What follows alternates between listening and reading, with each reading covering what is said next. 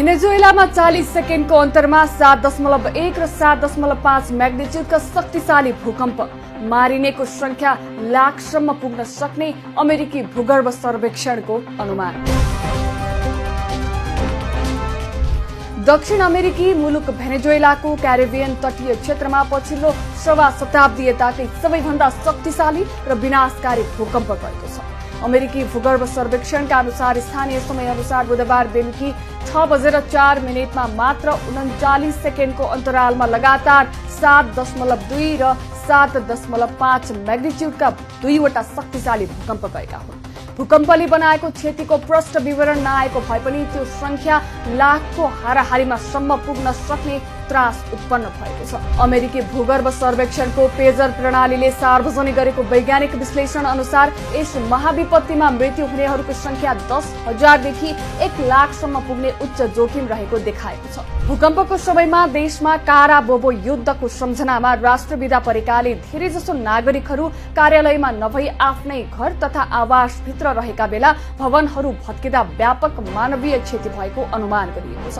राजधानी काराकास सहित देशका मुख्य शहरहरूमा दूरसञ्चार, मोबाइल नेटवर्क र विद्युत आपूर्ति पूर्ण रूपमा ठप्प भएकाले भेनेजुएला सरकारले हालसम्म आधिकारिक रूपमा मृतक र घाइतेहरूको निश्चित राष्ट्रिय संख्या सार्वजनिक गर्न सकेको छैन। विपक्षी नेता एडमुन्डो गोन्जालेजले सामाजिक सञ्जालमा लेख्दै भूकम्प गएको कैयौं घण्टा बितिसक्दा पनि सञ्चार विच्छेदका कारण वास्तविक हताहतीको विवरण आउन नसकेको र यसले अन्योलता बढाएको बताएका छन्। यद्यपि भत्किएका भवन र भग्नावशेषको विशाल चाङलाई हेर्दा भित्र थुनिएकाहरूको संख्या अत्यधिक रहेको र अस्पतालहरू घाइतेहरूले भरिभराउ हुन थालेको स्थानीय अधिकारीहरूले पुष्टि गरेका छन्।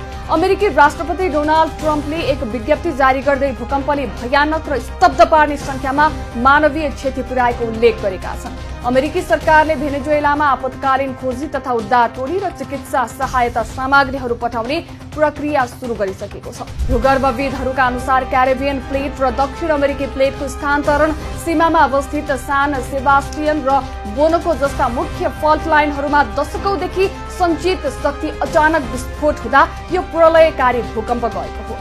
भूकम्पको केन्द्रबिन्दु जमिनको सतहबाट मात्र 10 देखि 20 किलोमिटरको कम गहिराईमा रहेकाले यसको कम्पन असाध्यै हिंसक र विनाशकारी बनेको थियो। दक्षिण पूर्वी काराकासका अधिकांश अग्ला आवासीय अपार्टमेन्टहरू तासको पत्ता झै ढलेका छन् भने ठूला भवनका पर्खालहरू भत्किँदा भित्रका फर्निचर र सामानहरू सड़कबाट स्पष्ट देखिने अवस्थामा पुगेका छन्। कार्यवाहक राष्ट्रपति डेल्सी रोड्रिगेजले देशव्यापी संकटकाल घोषणा गर्दै सेना र नागरिक सुरक्षा बललाई उद्धारमा होमिन निर्देशन दिएकी छन्।